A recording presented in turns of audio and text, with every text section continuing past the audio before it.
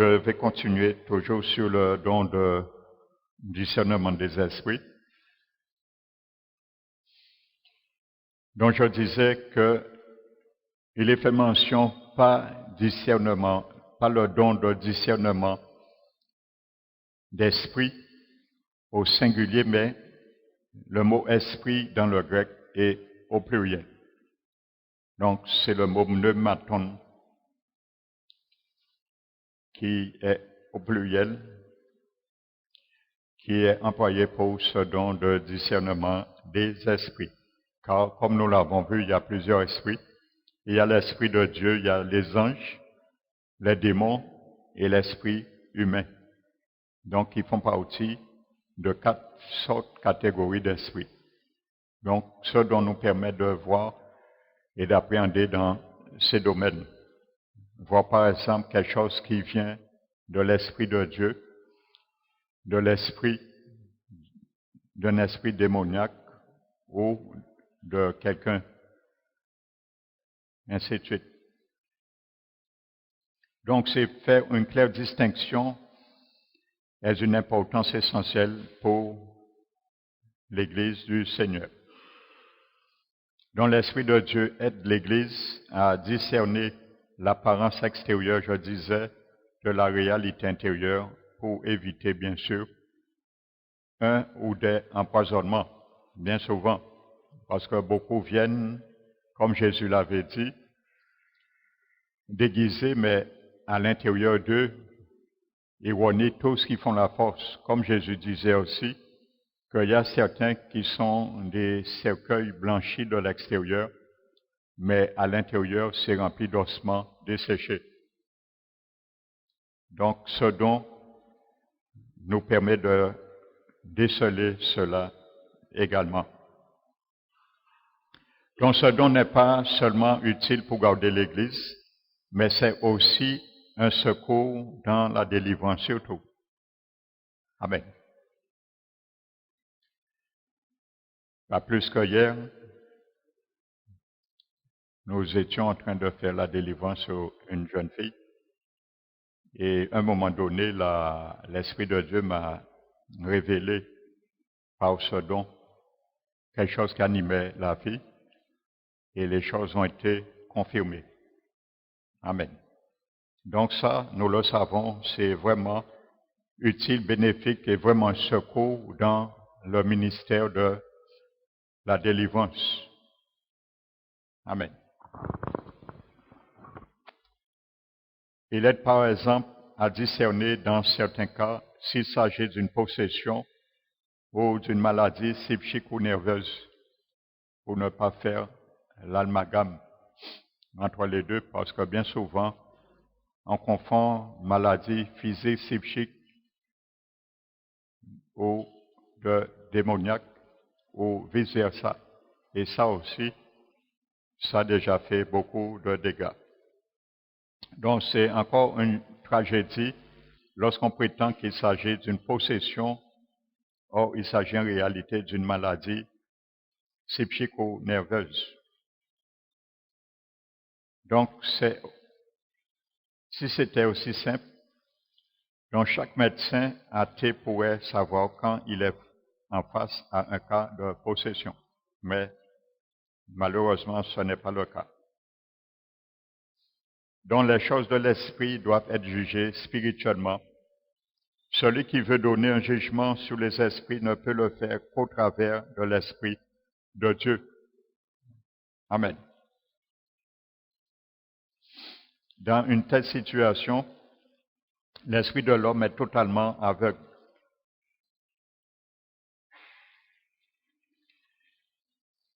Est totalement aveugle.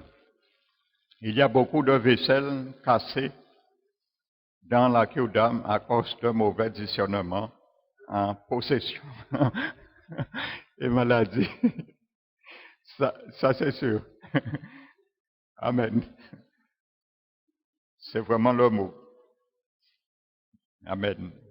Lorsqu'on n'a pas vraiment la bonne révélation du Seigneur, frères et sœurs. Amen. Donc, par manque de résultats dans l'exercice, par exemple, de l'exorcisme, beaucoup se plaignent d'un manque de puissance. Celui qui combat le mal de tête, par exemple, avec un marteau, ne doit pas se plaindre si le mal s'aggrave. Amen. Alléluia.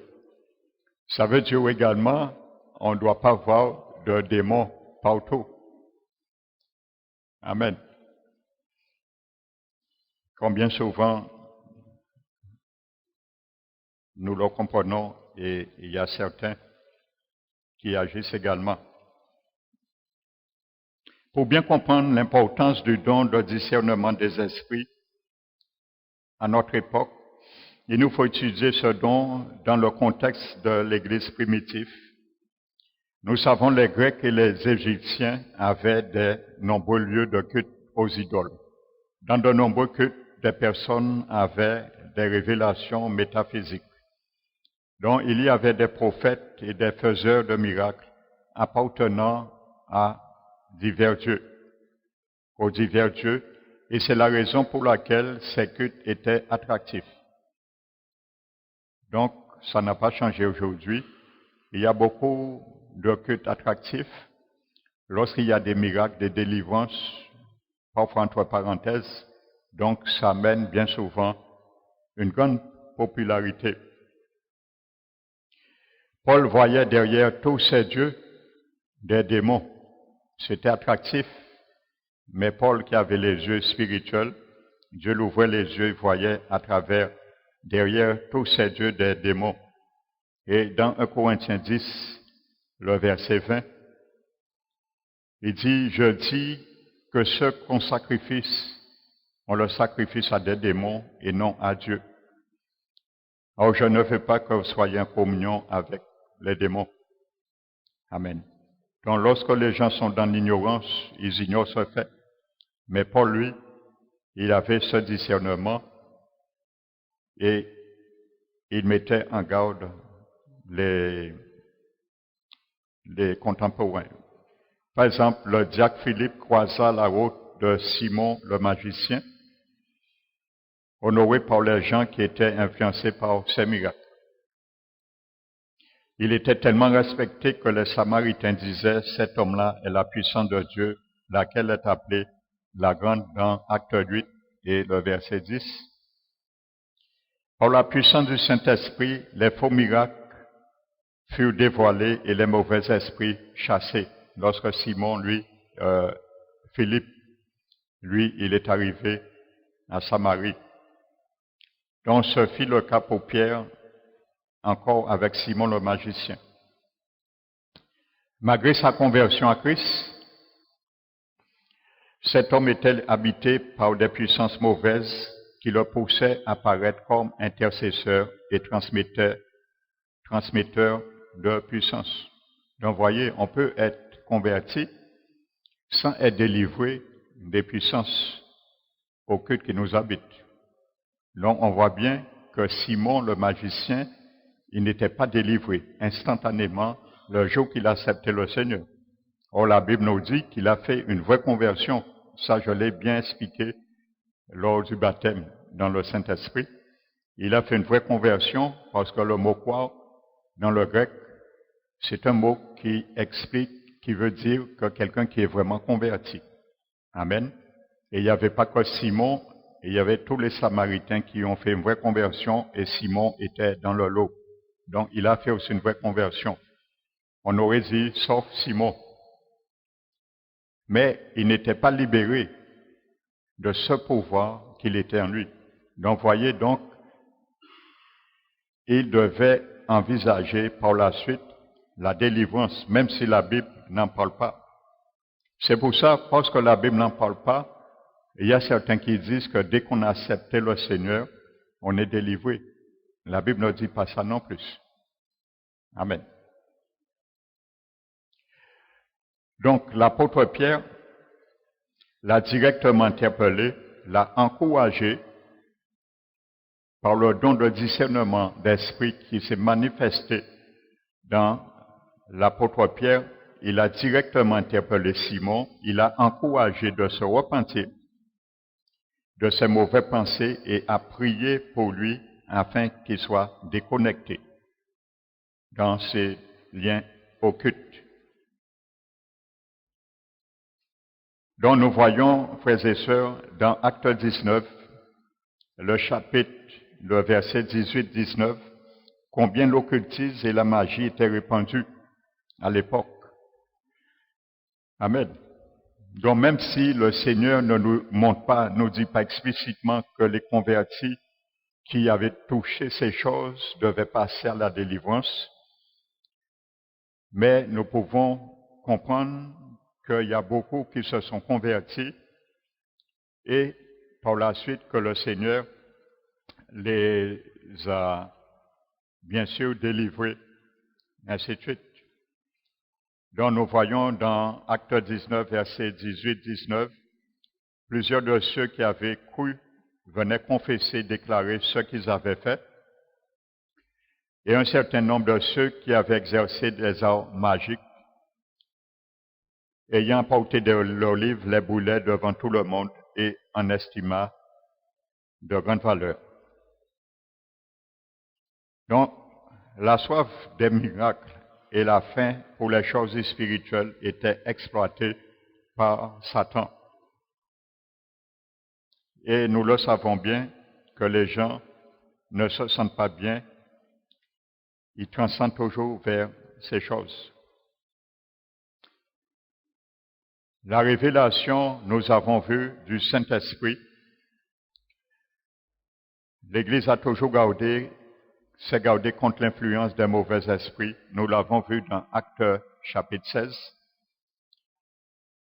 Cette femme qui avait ce don, et nous prouve que même les prophéties positives ne pouvaient éblouir l'apôtre Paul, ni l'empêcher de dévoiler un mauvais esprit. Nous l'avons vu. Et ça, c'est quelque chose qui n'est pas négligeable. Amen. Donc, à notre époque, l'intérêt, nous constatons pour les choses occultes et le spiritisme prennent de plus en plus d'ampleur. Et malheureusement, le peuple de Dieu se laisse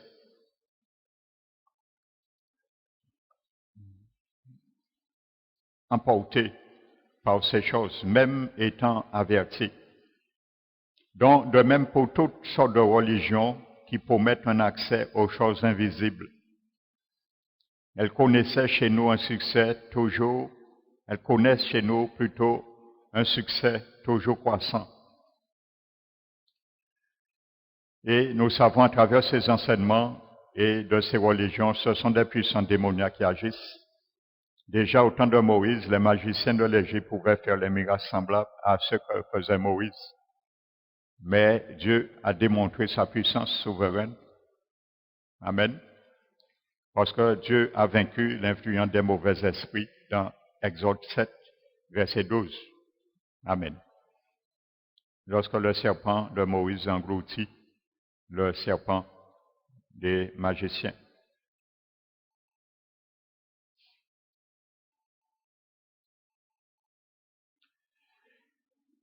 Maintenant, la manière que se manifeste ce don, discernement des esprits, nous l'avons vu acte 13, versets 4 à 12.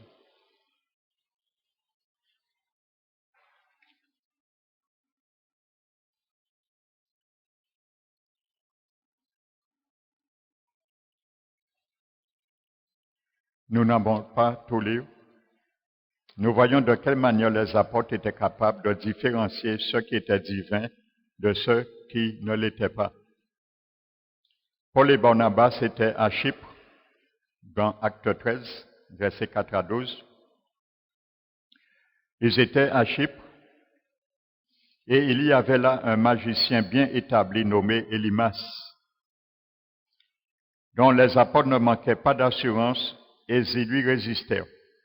Dieu frappa le magicien de cécité et démontra de cette façon sa supériorité.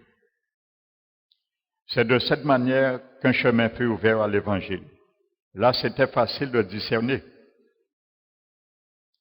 Elimas servait manifestement une fausse divinité.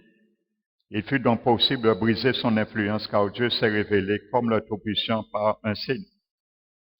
Mais il en va autrement dans Acte 16, comme nous l'avons vu, lorsque cette femme raconte et par la puissance d'un serpent qui parlait par elle, elle disait vrai. Donc là, c'était vraiment un don de discernement d'esprit, de l'esprit qui s'est manifesté. Amen. Donc une prophétie pourrait-elle venir d'un mauvais esprit et être aussi juste? Donc si la Bible nous montre, c'est des choses qui sont possibles. Amen.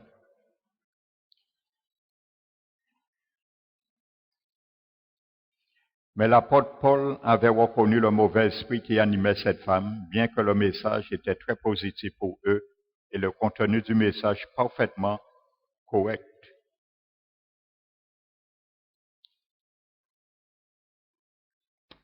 Donc, comme nous l'avons vu mercredi dernier, que l'apôtre n'a pas eu un jugement trop rapide et nous voyons que les apôtres ne sont pas intervenus tout de suite.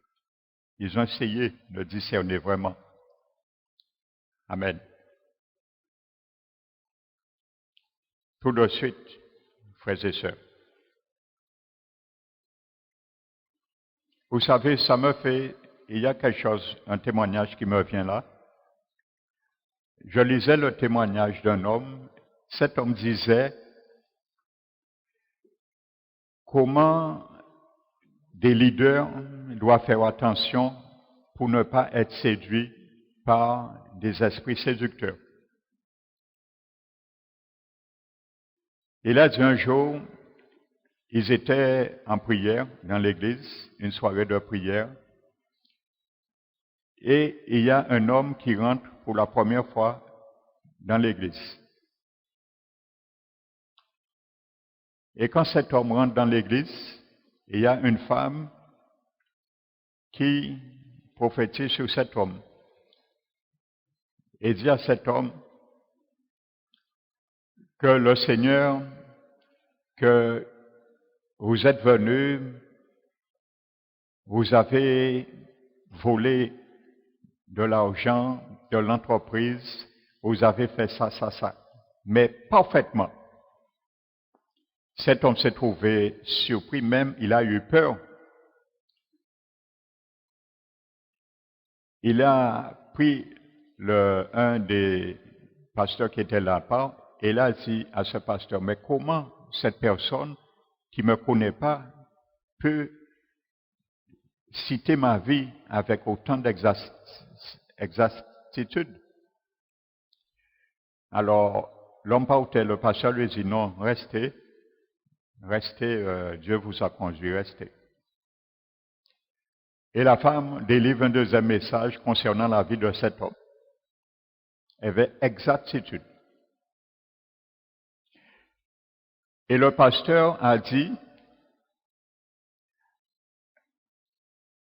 ils n'ont pas cru à 100% que ça venait de Dieu. Ils se sont mis en prière plusieurs jours.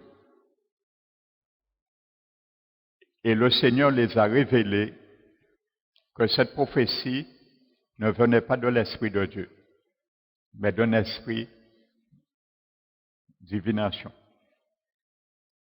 Et ils ont interpellé cette femme qui était membre de leur église et ils ont commencé à prier et à parler à cet esprit et l'esprit s'est révélé, disant qu'il est un esprit séducteur et ainsi de suite. Donc, voyez, frères et sœurs. Et pourtant, cette femme a dit dénoncer la vie de cet homme. Amen. Donc, ce n'est pas pour rien que Dieu donne ce don de discernement des esprits pour protéger son Église.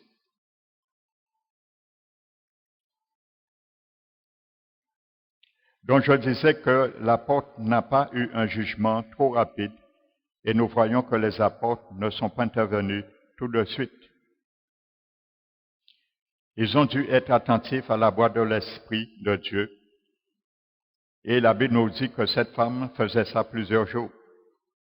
Donc le moment était venu où Paul fut commandé avec autorité, l'Esprit sortit parce qu'il a dû recevoir ce don.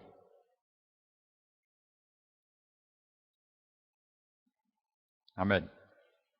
Donc l'apôtre aurait pu profiter de cette femme pour s'enrichir de l'Église, comme beaucoup aujourd'hui le font pour leur gain. Mais ça n'a pas été le cas. Donc ce n'est pas forcément celui qui parle bien du Dieu véritable qui le sert vraiment. Les dons naturels et les révélations surnaturelles sont toujours douteux avant la rédemption par le sang de Christ. Ça veut dire que quelqu'un qui n'est pas né de nouveau, qui manifeste des dons, il faut être prudent. Amen. Je le répète, les dons naturels, ça veut dire des gens qui ont des dons naturels, qui viennent des esprits familiers pour protéger la lignée lorsqu'il y a un sorcier ou un marabout dans la famille. Les gens disent que j'ai reçu un don. Beaucoup de personnes me le disent. Ils disent j'ai un don. Depuis tout petit, ma naissance, j'ai un don. Je vois des choses. C'est ce qu'on appelle don naturel. Mais ce ne sont pas des dons surnaturels qui viennent de Dieu, de l'Esprit de Dieu. Et parfois, ces gens viennent, comme j'ai donné des exemples, que j'ai vu ça dans des églises, que des gens sont venus, comme Simon le magicien, ils n'ont pas été délivrés de ces dons, et ils ont fait du dégât dans l'église. Ils ont trompé même les serviteurs. Donc les dons naturels et les révélations surnaturelles sont toujours douteux avant la rédemption par le sang de Christ. Donc quand quelqu'un n'est pas né de nouveau, il faut être prudent et faire attention. Donc cette femme avait un esprit de prophétie avant même qu'elle n'entende parler de l'Évangile. Elle n'était ni convertie, ni née de nouveau, et ne pouvait donc pas avoir reçu un don du Saint-Esprit. Donc les dons du Saint-Esprit sont des dons faits aux seuls enfants de Dieu, aux membres du corps de Christ. Ça c'est clair. Donc elle possédait des forces surnaturelles sans avoir de relation personnelle avec Jésus. Et c'est pour ça que beaucoup sont étonnés que les gars des affaires ne travaillent pas pour Dieu. Nous allons dire, oui, mais grand-mère, moi, mort, ça a fait 100 ans, ça a fait combien de temps? Et Mounas a dit, moi, avec précision, telle et telle chose. Donc, ce sont des dons occultes, surnaturels, sans avoir de relation elle avait avec Jésus. Donc, derrière cela, ce dont se cachait un serpent. Donc, les apôtres ne pouvaient pas savoir au premier contact si elle appartenait ou non à Dieu, mais par le don de discernement des esprits, elle a pu déceler. Amen. Je vais vous donner 2 témoignages. Comment ce don a épargné des serviteurs et des églises, frères et sœurs. Il y a un serviteur qui donne ce témoignage. Il dit au début de son ministère, il était pasteur d'une église de Pentecôte. Donc il dit, un homme inconnu vient un jour dans notre assemblée. Donc comme il se disait prédicateur, donc il fut demandé de prêcher. On lui a donné à prêcher. Il était un prédicateur, soi-disant. Donc pendant qu'il prêchait, ce pasteur dit, il se produisit quelque chose d'exceptionnel. Le pasteur dit, je pouvais voir à travers lui. Ce prédicateur, pendant qu'il prêchait sur la chair, le pasteur pouvait voir quelque chose à travers lui. Mais c'est par le don de discernement des esprits. Comme s'il avait été en verre transparent, tout en le voyant distinctement devant moi. Mais comme il était transparent comme un verre derrière lui, je voyais une autre puissance et une vie de péché très mauvaise. Ça, c'est que le don du discernement de l'esprit qui aurait pu faire voir ça. Amen. Donc cette vision, il dit, s'est avérée par la suite être la stricte vérité de ce qu'il a vu. C'était vraiment la réalité. Donc il dit, aussitôt après, j'informais les anciens de ce qui s'était passé. Et nous avons commencé à prier intensivement pendant plusieurs jours. Donc Dieu confirma la vision que j'avais eue. Et nous avons empêché cet homme de continuer. L'Église était à son début, en plus, et Satan voulait, au travers de cet homme, prendre notre assemblée en main. Et j'ai essayé de faire, même bitin là ici, hein, mais gloire au Seigneur, qu'il ouvre les yeux. Malheureusement, ces mêmes hommes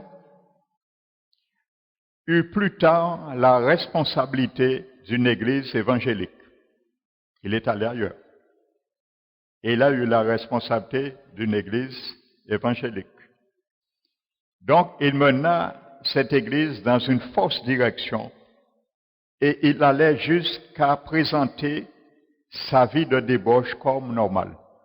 Il a fait sa vie de débauche comme une doctrine. Grâce à l'Esprit de Dieu, cette catastrophe a été épargnée à notre assemblée. Et il n'y a que Dieu qui aurait pu faire ça. Amen.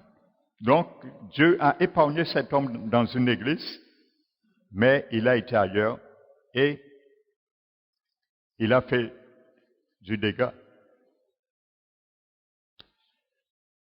Je vais vous donner un autre témoignage.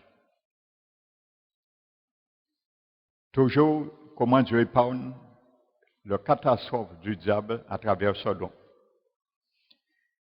Dans une nuit, un pasteur eut un rêve étrange. Donc, dans ce rêve, il voit un homme se joignir à son église. Et cet homme qui se joignait à son église avait beaucoup de ressemblances avec le Seigneur Jésus. Avec un amour rayonnant, et de plus en plus de membres de l'Assemblée s'attachaient à lui. Donc cet homme finit par pousser le pasteur en bas de l'estrade, le pasteur local de l'église.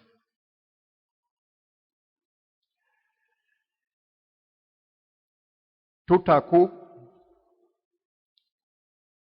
et vous savez, ça a été mon cas. J'étais pasteur d'une église et il y avait ceux qui étaient à mes côtés. C'était leur dessein également. Je le savais, Dieu me l'avait montré également. Mais il n'a pas eu le temps, Dieu a eu le temps, lui, de m'arracher et de me dire de démissionner. Amen. Donc cet homme finit par pousser le pasteur en bas de l'estrade.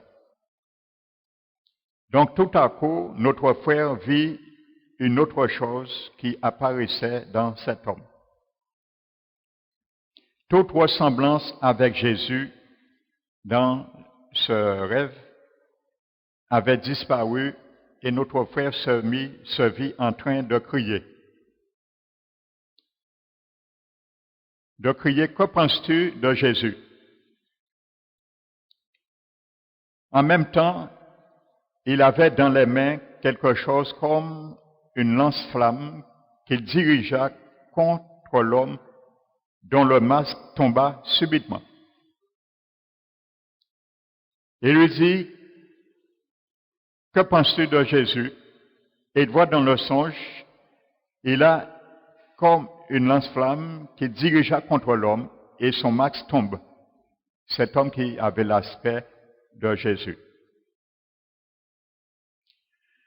Subitement.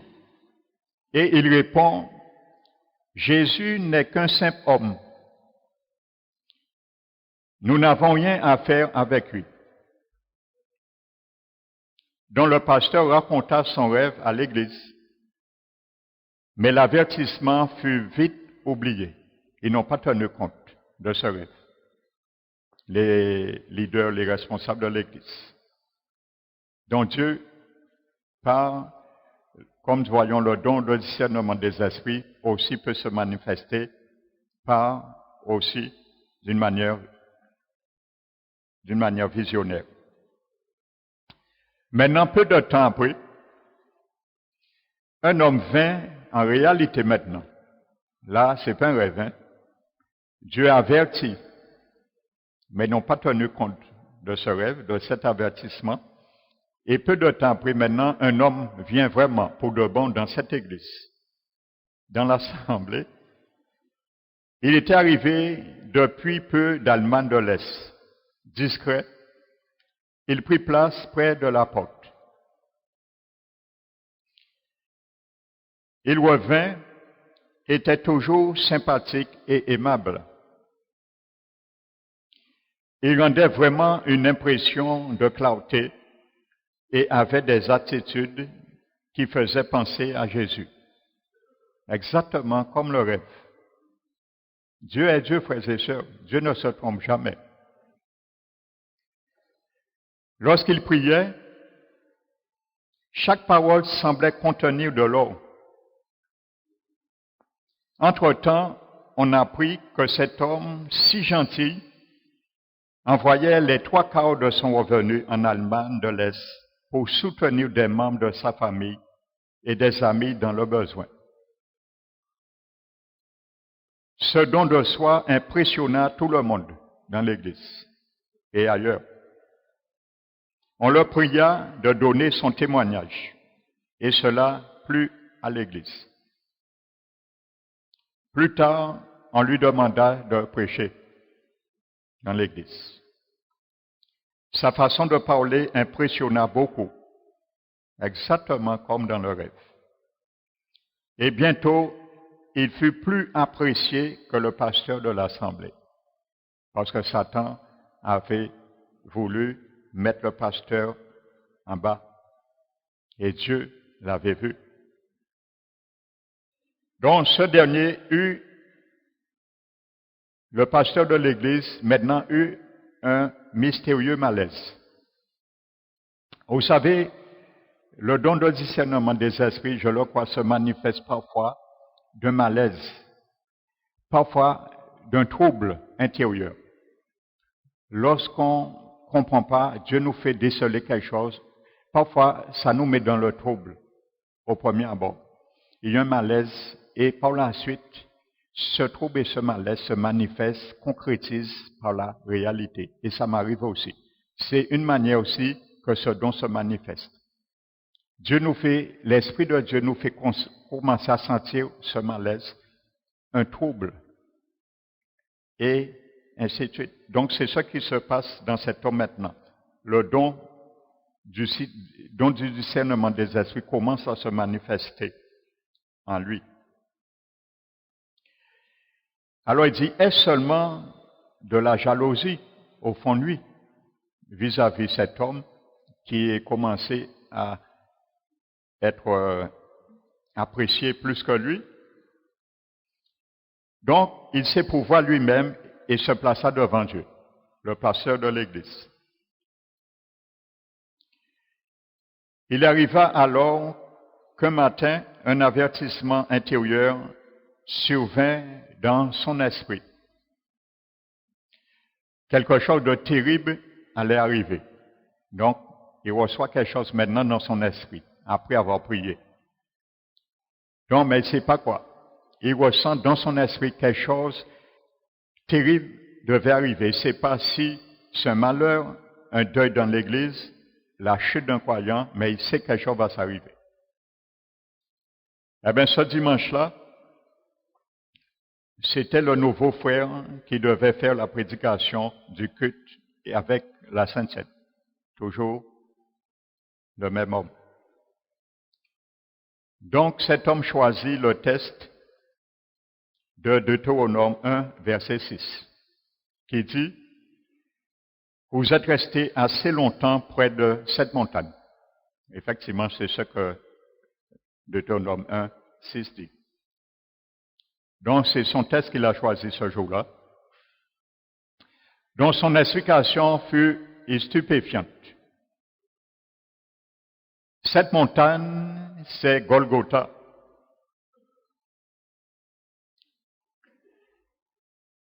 Combien de temps voulez-vous encore tourner autour de Golgotha? Le sang de Golgotha est parti dans le sable. Mais la Bible dit que Jésus a recueilli son sang. Et le sang est en haut. Ainsi de suite. Il y a assez longtemps que vous êtes sur cette montagne, il vous faut aller plus loin. Donc, néanmoins, de temps en temps, il faisait des remarques positives sur l'Évangile. Le pasteur ne comprenait pas bien où il voulait en venir. Tout à coup, le pasteur de l'Église entendit dans son esprit, comme un signal d'alarme. Voyez, frères et sœurs, c'est vraiment un combat entre le royaume des ténèbres.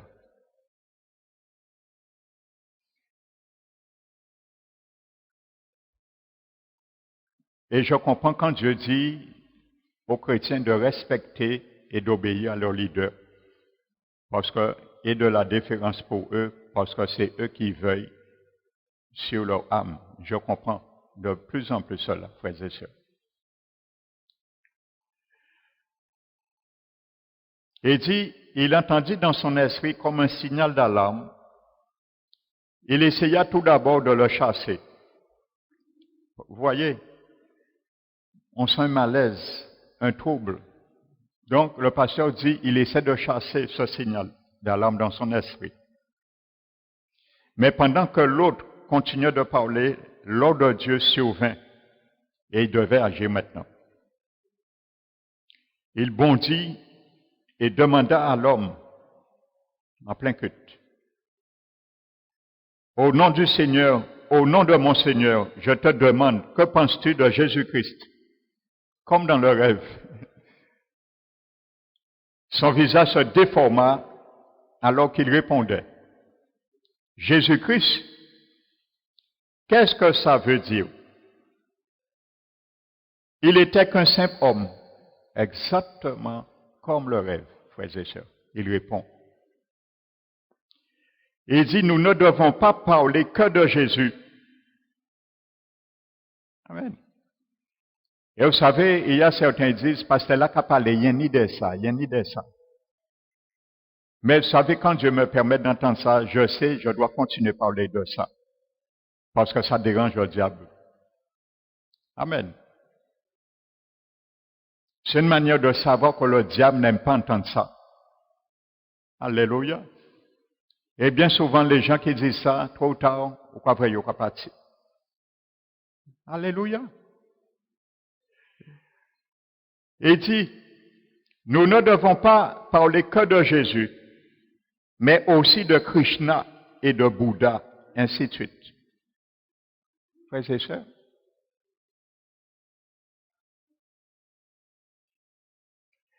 L'esprit qui était en lui se manifestait et lui faisait dévoiler sa vraie nature. Il était membre d'une certaine secte philosophique. Et encore un peu de temps, et il aurait conduit l'assemblée dans l'erreur. Mais heureusement, l'Esprit de Dieu dévoila le mauvais esprit. Alléluia. Ça veut dire une vie même exemplaire n'est pas une preuve du salut en Jésus-Christ. Amen. Si les chrétiens avez ce discernement aujourd'hui des derniers temps, frères et sœurs. C'est ce que Dieu veut maintenant, plus que jamais. Parce que pour la quantité de loup qui s'est introduit maintenant dans le troupeau, avec toutes sortes de choses occultes, d'alliances lucifériennes qui se disent prédicateurs, qui se disent serviteurs de Dieu, et combien de chrétiens croient à ces serviteurs? Je crois que depuis qu'ils ont un miracle, même si on dit ça pas venir faire attention, ils disent en eux que Dieu n'aurait pas permis un serviteur de corrompre, ainsi de suite. Mais pourtant, c'est la réalité. Amen. Et ce serviteur dit qu'il a vécu quelque chose de semblable au début. Il dit, une nouvelle personne arriva dans notre église et fut rapidement considéré comme un pilier spirituel. Un frère alors, qu'il était chez lui, dans une ville assez loin de là, commença à être troublé. Oui, mais pourquoi? Il venait de recevoir une lettre lui expliquant que dans notre assemblée, il y avait maintenant quelqu'un qui servait avec un don de prophétie et que Dieu bénissait grandement. À la réception de cette lettre, il remercia Dieu avec larmes, car il y voyait la réponse à ses prières.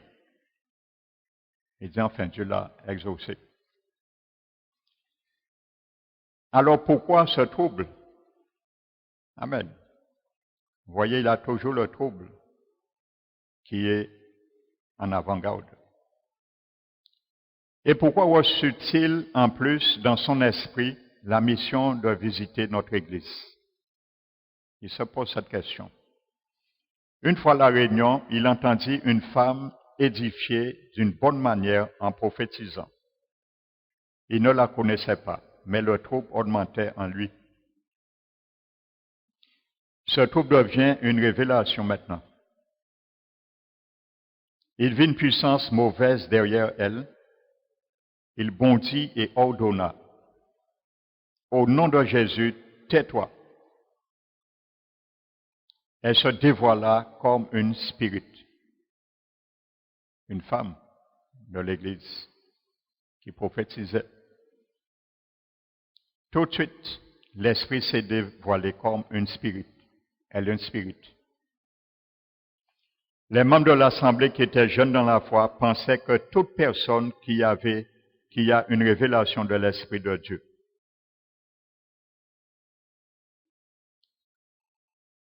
Mais Satan se présente sous l'aspect d'un ange de lumière afin de mener à bien son détournement et atteindre son but, éloigner toujours plus de Jésus. Amen. Donc, en tant que chrétiens, nous devons faire preuve d'une grande prudence vis-à-vis des charismatiques indépendants. Celui qui ne vient pas d'une assemblée clairement définie doit commencer par donner des preuves de sa vraie spiritualité avant de pouvoir exercer librement son don.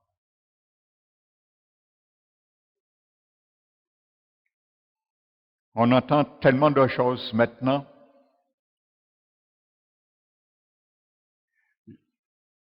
Il y a une femme qui est venue me voir l'autre jour, me dit qu'elle a un ministère pour exhorter les serviteurs.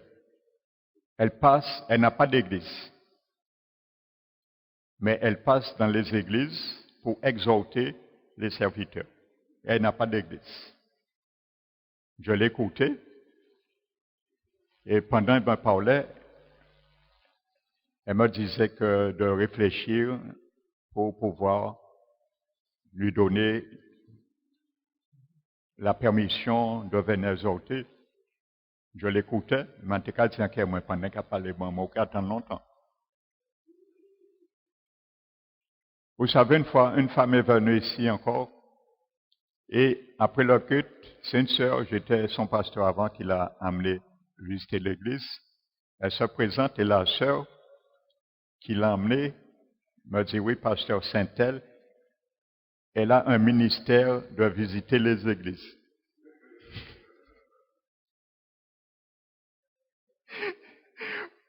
Vous savez, je me suis retenu pour ne pas rire. Mais l'amie qu'elle a amenée, elle s'est trouvée même gênée, frustrée. Elle a regardé la sœur. Elle a dit oui, elle a un ministère de visiter les églises. Ni toute qualité ministère. Et il y a une sœur, elle est chanteuse.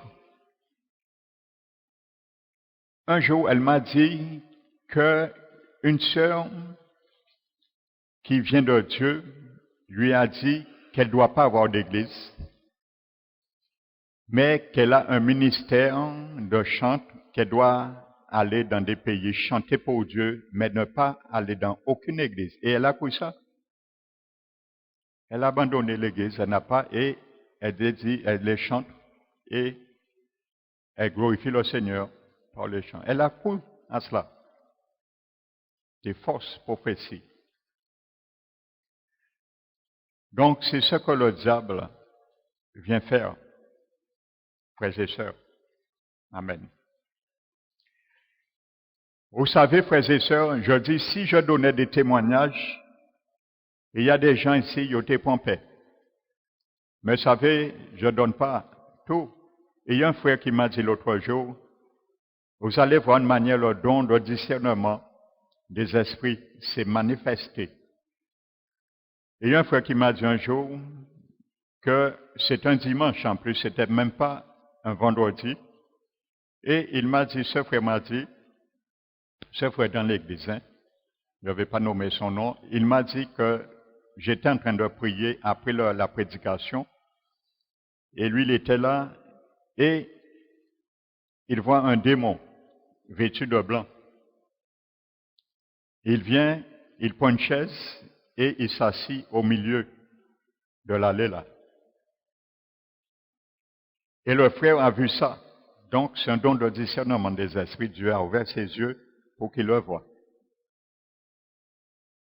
Et pendant le frère me dit qu'il prie et qu'il prend autorité contre ce démon. Et il m'a dit que le démon semblait être à son aise.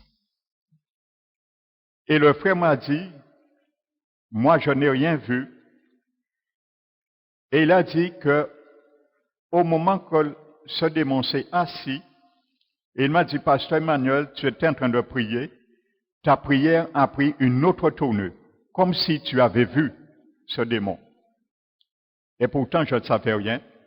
Il m'a dit, ta prière a pris une autre tournure et tu as attaqué le démon. Et il s'est levé, furieux, et il est parti par la porte. Donc, voyez, frères et sœurs, les choses, le combat se passe dans le monde des esprits. Donc, le Saint-Esprit m'a dirigé dans une autre dimension, sans que je le savais, mais c'est une manière de manifestation du don de discernement des esprits. Également, frères et sœurs. Amen. Pour que les gens sachent que l'Église n'est pas un jeu, un endroit qu'on vient prendre du plein air, comme on dit. C'est un lieu que le diable combat et les choses sont sérieuses. Amen. Mais il y a l'autre jour, une sœur me l'a dit aussi, ça fait pas longtemps, ça fait à peu près, c'était pendant la prédication de la Pâque. Une sœur, ses yeux étaient ouverts, qui est dans cette église. Je donne ces quelques témoignages pour agrémenter cet enseignement. Elle m'a dit, au moment que j'étais en train de parler, c'était sur le procès de Jésus. Vous vous rappelez? Elle m'a dit, au moment où j'étais en train de parler de la souffrance de Jésus, lorsque j'ai parlé du mot croix, ses yeux étaient ouverts. Elle a vu les yeux ouverts. Elle a vu un démon sortir dans cette enceinte. Un homme haut, avec un guine déchiré, il était torse nu, il n'avait pas de tête. Il est sorti là, il marchait. La sœur, ses yeux étaient ouverts. Elle s'est retournée, elle a suivi cet homme des yeux. Elle s'est retournée comme ça, et le démon a fui par la porte. Elle a dit, c'est quand j'ai commencé à prêcher sur la souffrance de Jésus, cet esprit a été démasqué, délogé. Pourquoi? Parce que Dieu, à ce moment bien précis, a ouvert ses yeux spirituels et c'est le don de discernement des esprits qui a permis qu'elle voie ça. Amen. Donc s'il fallait raconter, il y a beaucoup que je vais raconter, des choses que des gens viennent me dire, qui se passent ici. Amen. Mais je me retiens pour ne pas, comment dirais-je, parce que ni débiter mon paix. Alléluia. Amen. Vous savez, lorsque nous étions à Terrasson,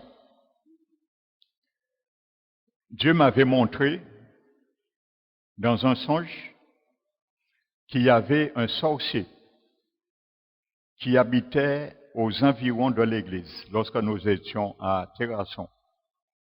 Ça, j'ai jamais dit ça à l'église. Et il m'avait montré que l'église, parole qui restaure, dérangeait ce sorcier. Il empêchait d'opérer comme il voulait. Et vous savez, le frère Olivier est témoin. On travaillait un jour, il y avait un stagiaire qui habitait à Terrasson et nous a témoigné sans qu'on lui dise rien. On lui disait que l'église se trouve là. Et il nous a dit, ah, mais nous, gros sorcier, il a arrêté tout près l'église là sans connaître lui. Il a confirmé.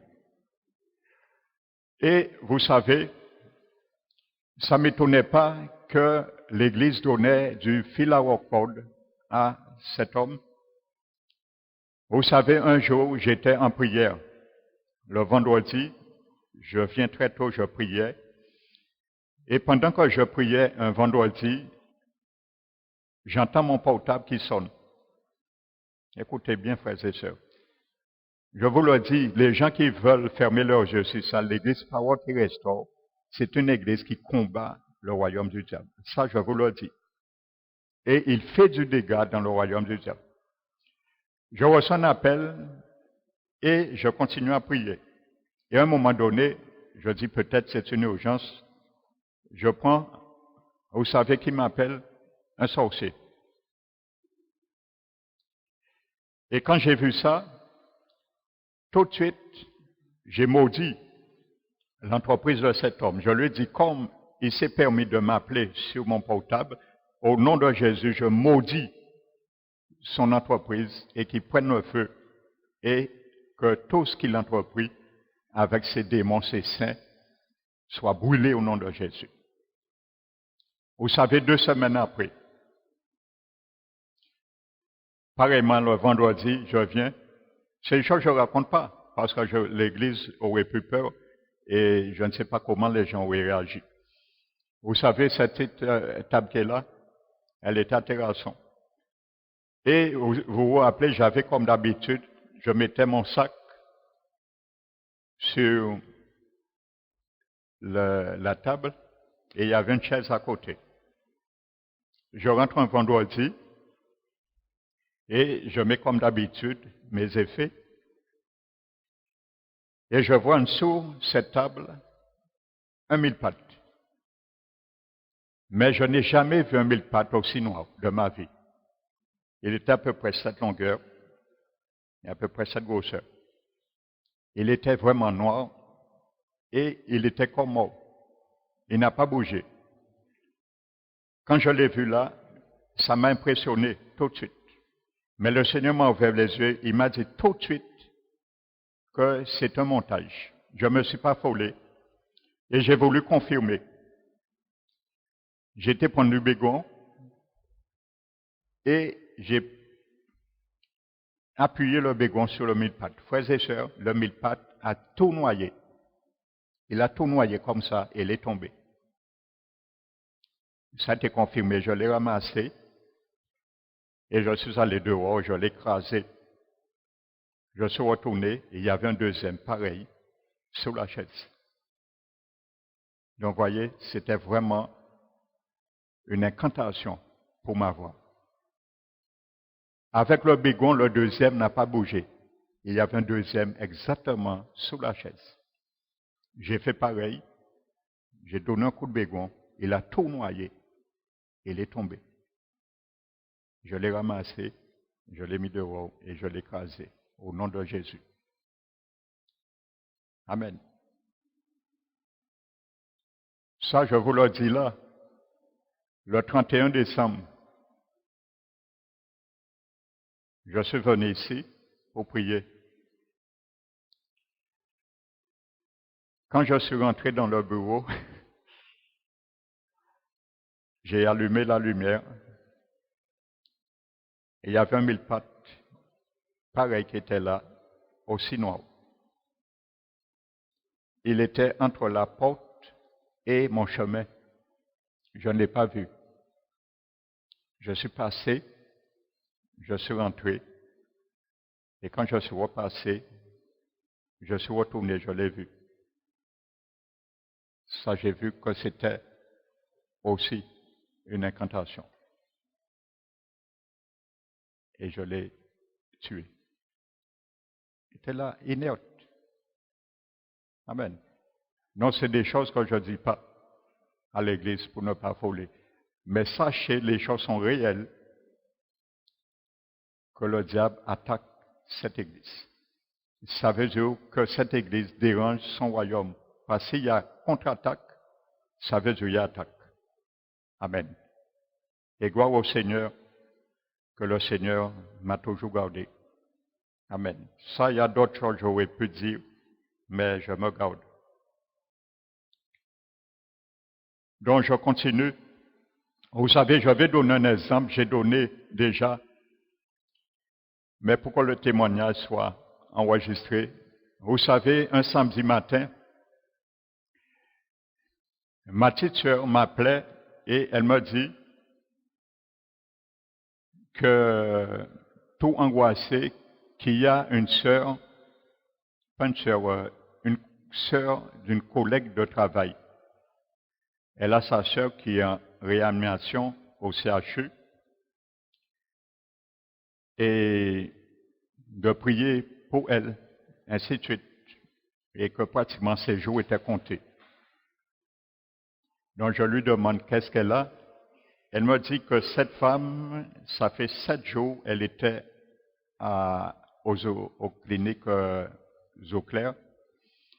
Elle est rentrée et pour une fièvre qui perdure pendant 7 jours et tout ce qu'on administre sur le corps de cette femme, la fièvre ne tombe pas. Pendant 7 jours, on a déjà tout fait, la fièvre ne tombe pas. Et elle est dans le coma, 7 jours, et la fièvre ne tombe pas. Et au terme du 7e jour, il y a quelque chose qu'on a injecté dans son corps, c'est rentré dans son sang. Donc ça a affecté la situation. C'était devenu encore plus grave et c'est pour cela qu'on l'a rapatrié au CHU. Ça fait maintenant le CHU, 7 jours, pareil, on administre toutes sortes de choses sur elle pour baisser la fièvre. La fièvre ne descend pas. Donc ça faisait 15 jours, elle était dans le coma. Et ces jours étaient pratiquement comptés. Donc quand il me dit ça, je dis à ta collègue, est-ce que la famille permet qu'un pasteur vienne prier Parce que pour entrer en réanimation, il faut autorisation parentale. Elle m'a dit d'accord, elle appelle et elle me dit, ils sont d'accord. Donc, le frère de cette femme travaille, sans que je le sache, en réanimation en plus. Et il m'a donné rendez-vous à 11 heures. Je suis allé un samedi, on avait rendez-vous. Et lorsqu'on est venu pour entrer dans la salle où était sa sœur, alors je dis à cet homme, je vais lui poser une question de ne pas trouver ça, de ne pas être choqué. Je lui ai dit, est-ce qu'il croit que Dieu peut ramener sa sœur à la vie? Je lui ai dit, s'il ne croit pas, de ne pas rentrer avec moi dans la chambre, parce qu'il peut affaiblir l'effet de la prière. Et il m'a dit, de toute façon, depuis sa sœur malade, leurs familles n'ont jamais prié autant. Ah ouais, c'est là mon cas chez bon Dieu. Alors il m'a dit, il n'y a pas de problème. On est rentré. Et la femme était sur le dos, mais elle était sous branchement. Et j'ai commencé à prier. Quand j'ai commencé à prier, l'Esprit de Dieu m'a conduit comme un don de révélation de proclamer l'esprit de mort. Et c'est un esprit de mort qui était sur cette femme. C'est pour ça que la fièvre ne tombait pas. Et elle serait morte. Donc j'ai dit au nom de l'esprit de mort, vous savez, quand j'ai dit ça, j'ai touché le dos de la dame. Par le don de discernement des esprits, ça a été confirmé. Je l'ai vu de mes yeux, comme je vous vois. J'ai vu l'esprit de mort quitter le corps de cette femme. La même silhouette, elle avait une tête, deux bras, deux jambes, la même silhouette, comme cette femme, comme un dédoublement. L'esprit de mort est sorti, il était noir. Et il est sorti comme ça, de pied à la tête. Il a fui la chambre.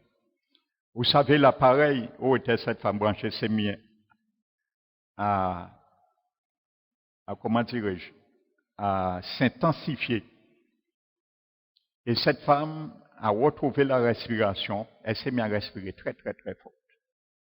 Et j'ai dit à cet homme que je ne reviendrai plus prier, voir votre sœur une deuxième fois. Dieu m'a montré qu'elle revient et elle reviendra à la vie. De quoi simplement. Et je suis parti. Et le lendemain, ma sœur m'a appelé. Elle m'a dit que sa collègue l'a appelé en larmes et disant que lorsque je suis sorti de la chambre, la fièvre est tombée instantanément et la femme est revenue à la vie. Vous voyez? Donc, le don de discernement des esprits s'est manifesté et a permis que je le voie de mes yeux.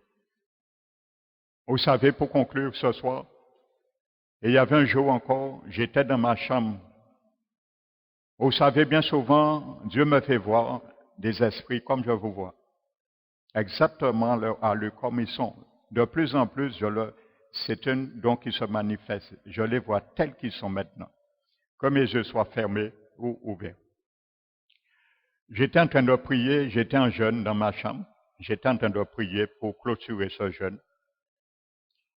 Vous savez, Dieu m'a fait voir quelque chose d'extraordinaire.